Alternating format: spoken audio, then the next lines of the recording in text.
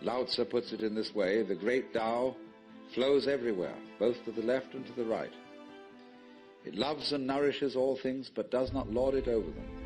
And when merits are accomplished, it lays no claim to them. The more, therefore, you relinquish power, trust others, the more powerful you become. But in such a way that instead of having to lie awake nights, controlling everything, you do it beautifully by trusting the job to everyone else. And they carry it on for you. So you can go to sleep at night and trust your nervous system to wake you up in the morning. You can even tell it, I want to wake up at 6 o'clock, and it'll wake you up just like an alarm clock. This seems a sort of paradox to say this, but the principle of unity, of coming to a sense of oneness with the whole of the rest of the universe, is not to try to obtain power over the rest of the universe. That will only disturb it and antagonize it and make it seem less one with you than ever. The way to become one with the universe is to trust it as another, as you would another, and say, let's see what you're going to do. But in doing that, you see, in saying that to everything else that you have been taught to think is not you, you are also saying it to yourself.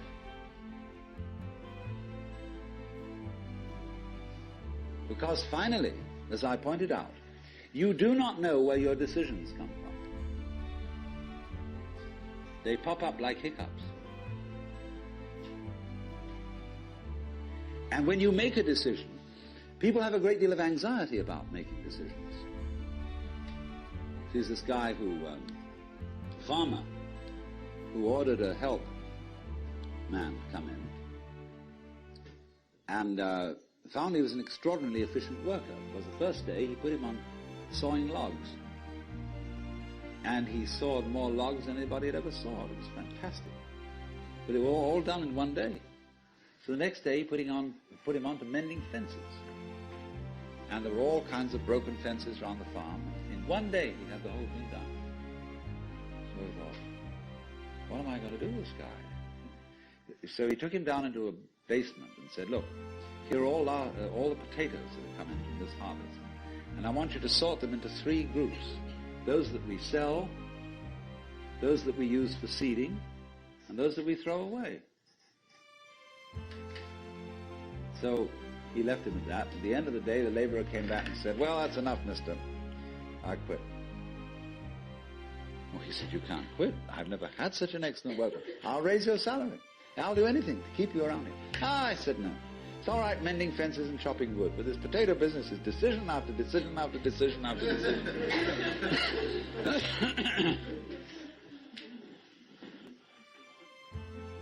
So when we decide, we're always worrying, did I think this over long enough? Did I take enough data into consideration?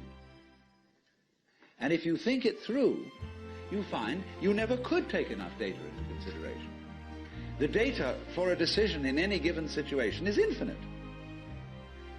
So what you do is, you go through the motions of thinking out what you will do about this. And then when the time comes to act, you make a snap judgment.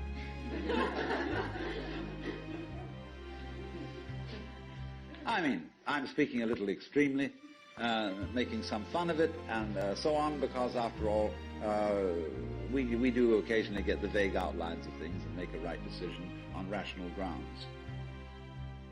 But we fortunately forget the variables that could have interfered with this coming out right. It's amazing how often it works. But warriors are people who think of all the variables beyond their control and what might happen.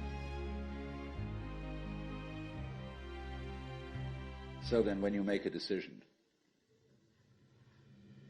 And it works out all right.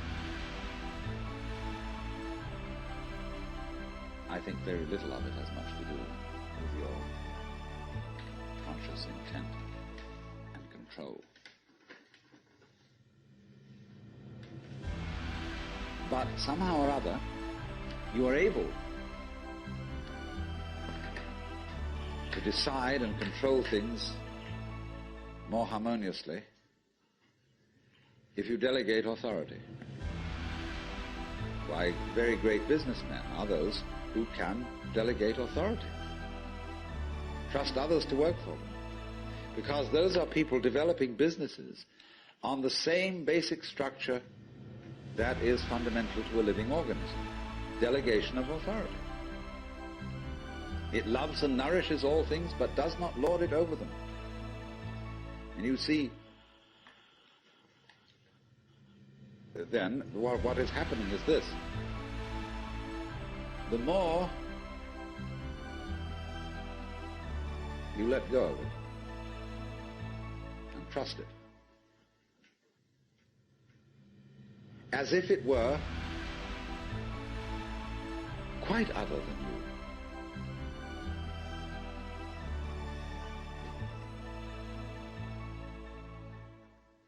the more you realize the inseparable identity of self and other.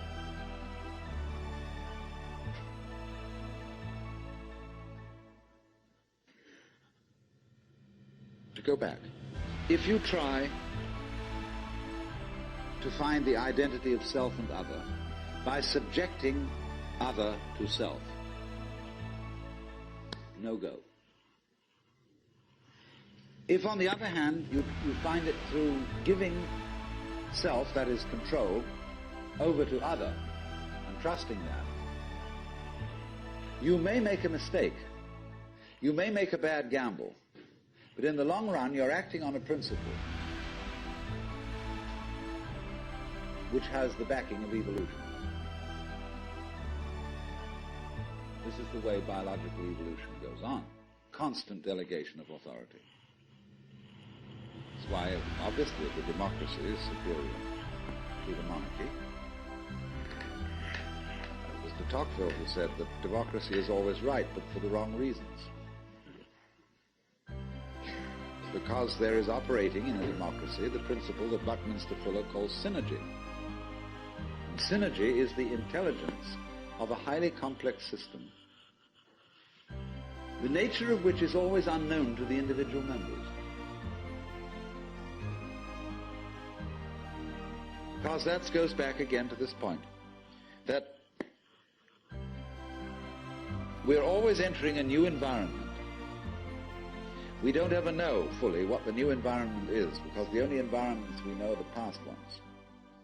There is always then operating in the development of cellular life on any level a new way of organization, higher than any existing form, and we are not aware of it until after it's happened. If you ever saw, for example, the film Kon-Tiki, this man figured out a few things as to how to make a balsa wood raft to sail from South America to the Pacific Islands. But once he had set this in motion, he discovered that all sorts of unexpected factors cooperated with him. That when the wood got wet, it expanded so that the ties bit into it and held it completely secure. He'd never expected that.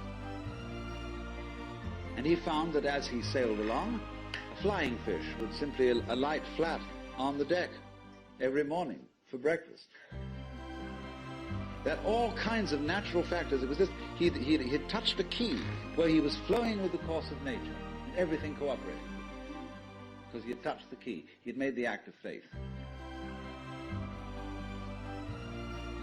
And he was just picking up, in other words, a practice which had been hundreds and hundreds of years ago had been followed by others who had worked it out by their great ecological awareness.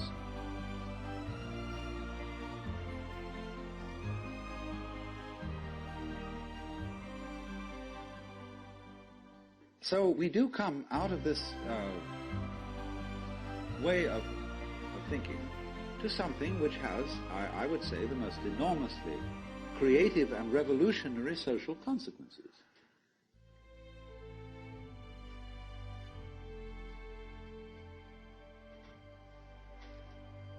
That it has become not virtuous, not self-sacrificing, not anything like that. It has become the hardest practical politics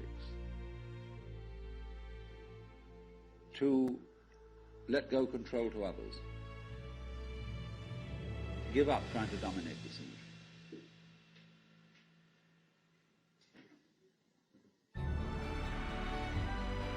Also, in a parallel way, it has become at this time in our history very much hard practical politics.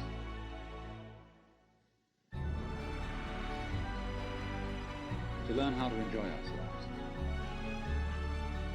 You can go to the Protestant people with their Protestant ethic who are against this now say to them with great glee, it is your solemn duty to learn how to enjoy yourself. Why? Because in an age of leisure, people have really got to know how to enjoy themselves. Because if they don't, they'll smash the whole future of the human race.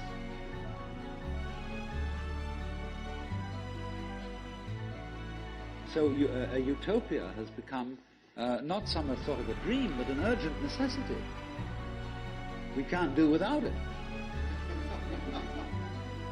Because if we try to do without it, what's going to happen is that we are going to terminate our race in a mutual massacre of scapegoats.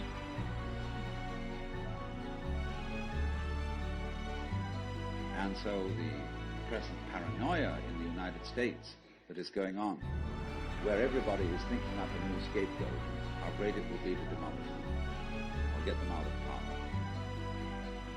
power. All this kind of bickering and right and left politics has become irrelevant because we now have the opportunity of trusting our own intelligence, our own technology,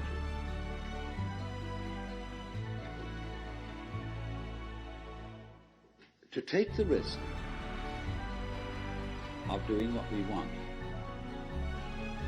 which will work to the extent that we realize that what I want, basically, what I really want is what you want.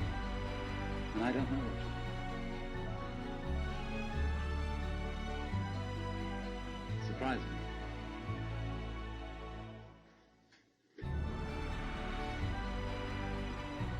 But that's the kinship between I and thou. So when I ask, I go right down to the question, to be started with. What do I want? The answer is, I don't know. When Bodhidharma was asked, who are you? Which is another form of the same question. He said, I don't know. Planting flowers to which the butterflies come. Bodhidharma says, I know not. I don't know what I want. And when you don't know what you want, you've reached the state of desirelessness.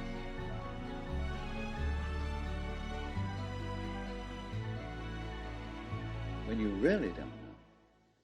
You see, there's a beginning stage of not knowing, and there's an ending stage of not knowing. In the beginning stage, you don't know what you want because you haven't thought about it, or you've only thought superficially.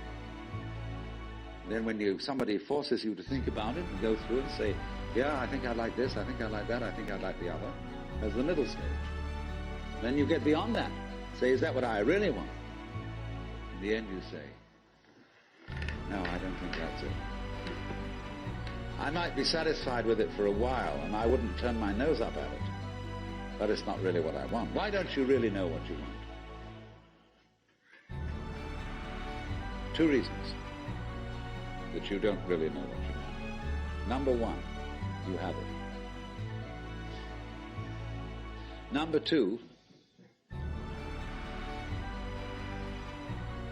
you don't know yourself, because you never can. The Godhead is never an object of its own knowledge. Just as a knife doesn't cut itself, fire doesn't burn itself, light doesn't illumine itself.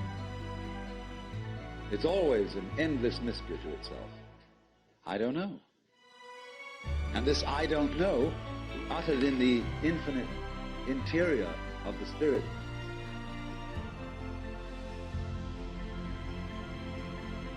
this I don't know is the same thing as I love, I let go, I don't try to force or control. It's the same thing as humility.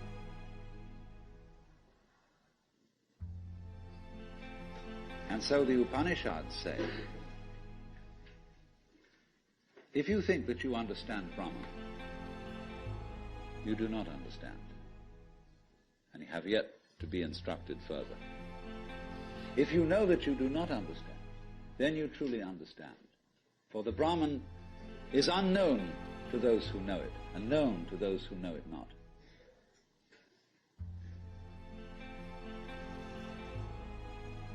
And the principle is that any time you, as it were, voluntarily let up control, in other words, cease to cling to yourself, you have an access of power.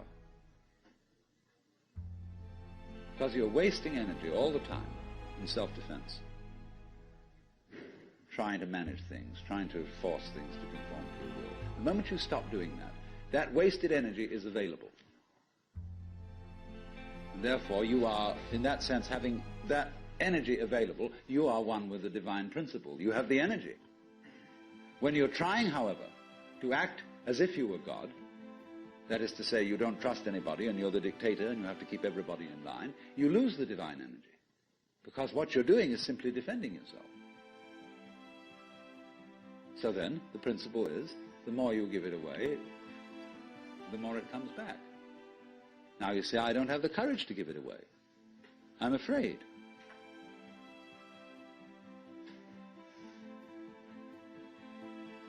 And you can only overcome that by realizing you better give it away because there's no way of holding on to it. The meaning of the fact, you see, that everything is dissolving constantly, that we're all falling apart, we're all in a process of constant death, and that the world we hope men set their hearts upon turns ashes, or it prospers, and like snow upon the desert's dusty face, lighting a little hour or two is gone. All that Omar Khayyam jazz. You know, the cloud-capped towers, the gorgeous palaces, the great globe itself, I, all which it inherit shall dissolve, and like this insubstantial pageant faded, leave not a rack behind. All falling apart. Everything is. That's the great assistance to you. See, that fact that everything is in decay is your helper. That is allowing you that you don't have to let go because there's nothing to hold on to. It's achieved for you, in other words, by the process of nature. So once you see that you just don't have a prayer, and it's all washed up, and that you will vanish and leave not a rack behind, and you really get with that, suddenly you find you have the power. This enormous access of energy. But it's not power that came to you because you grabbed it. It came in entirely the opposite way. And power that comes to you in that opposite way is power with which you can be trusted. Of course, what we've been talking about is not so much a set of ideas as an experience, or shall we say experiencing.